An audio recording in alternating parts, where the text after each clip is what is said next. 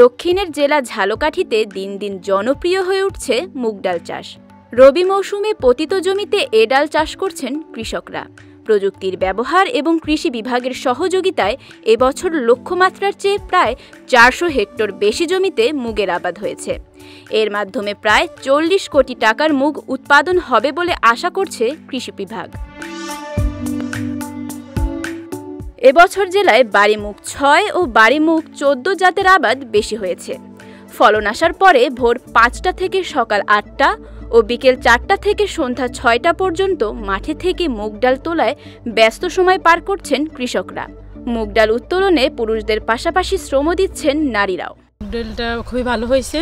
এটা পুরুষের থেকে মহিলারা আমরা নিজেরাই তোলার চেষ্টা করি বেশি।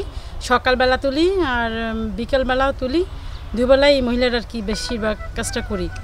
তো এর জন্য আর কি এটা খুবই ভালো হয়েছে মুগ ডালটা। পরবর্তী দেওয়ার জন্য আমরা সবাই আগ্রহী।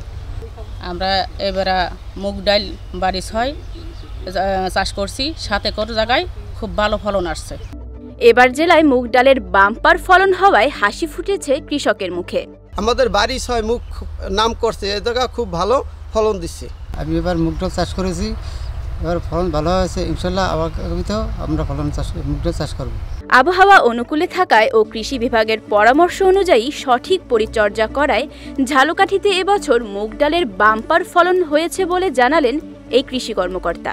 কৃষি সম্প্রসারণ অধিদপ্তরের পক্ষ থেকে কৃষকদেরকে কৃষি প্রণোদনা, প্রদর্শনী কার্যক্রম এছাড়াও বিভিন্ন ধরনের এই যে মুগের রোগ বালাই ব্যবস্থাপনা সম্পর্কে কিন্তু পরামর্শ প্রদানের কারণে এবছর কিন্তু মুগের ফলন কিন্তু অনেক ভালো হয়েছে। এতে আশা করা যায় যে কৃষকরা মুগ চাষ করে লাভবান হয়েছেন এবং তাদের কিন্তু আর্থসামাজিক অবস্থা পরিবর্তন ঘটবে। ঝালকাঠিতে উৎপাদিত মুগ ডাল জেলার চাহিদা মিটিয়ে চলে যাচ্ছে দেশের বিভিন্ন প্রান্তে। ভালো উৎপাদন এবং লাভ বেশি হওয়ায় নতুন কৃষি উদ্যোক্তারাও মুগ ডাল চাষে আগ্রহী হয়ে উঠবেন, এমনটাই প্রত্যাশা সংশ্লিষ্টদের। বিজয় টিভি নিউজ ডেস্ক।